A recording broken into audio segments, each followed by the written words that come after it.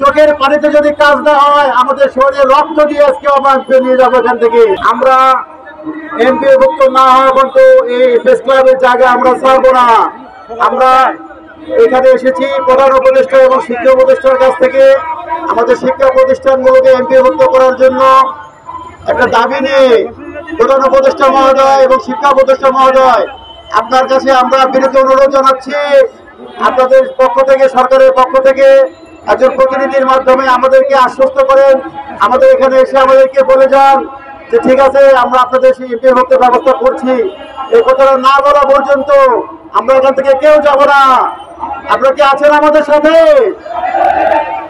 আমাদের চোখের পানিতে যদি কাজ না হয়, আমাদের শরীরে রক্ত দিয়ে আজকে আমরা নিয়ে যাবো এখান থেকে। আপনারা কি একমত আছেন? আজকে তৃতীয় দিন চলছে আমাদের সম্মেলনের, কিন্তু এখন পর্যন্ত সরকারের পক্ষ থেকে কেউ আসেনি। আমরা বড়ই মর্মাহত, দুঃখ ভারাক্রান্ত হৃদয়ে আমরা এখানে বসে আছি। আমাদের সহপাঠী বৃন্দরা অনেকে রাত যাপন করছেন এখানে, কিন্তু সরকারের পক্ষ থেকে কেউ আমাদের প্রতি সহানুভূতি জ্ঞাপন করছে না। আমরা অত্যন্ত খুবই দুঃখ ভারাক্রান্ত মনে আমরা এটা আমাদের সরকারের কাছে আবেদন জানাচ্ছি, আমাদেরকে আপনারা মেনে নেন।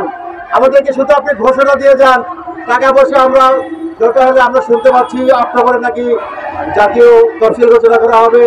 আপনারা শুধু আমাদের কাছ থেকে আবেদন গ্রহণ করেন এমপি ভুক্তির জন্য। আর 4 বছর যাবত এমপি ভুক্তির আবেদন বন্ধ আছে।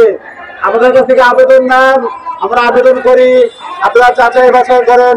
যেগুলো শিক্ষা প্রতিষ্ঠান চলমান আছে, স্বীকৃতিপ্রাপ্ত শিক্ষা প্রতিষ্ঠান, যাচাই বাছাই করে আপনারা ঘোষণা দেন। তারপরে আমাদেরকে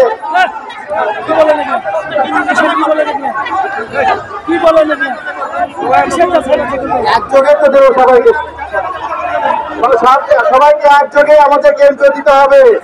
সারা বাংলাদেশের যাবতীয় যা আছে সবাইকে একযোগে এমপি দেবে, এটা আমাদের কাছে দাবি। ধন্যবাদ।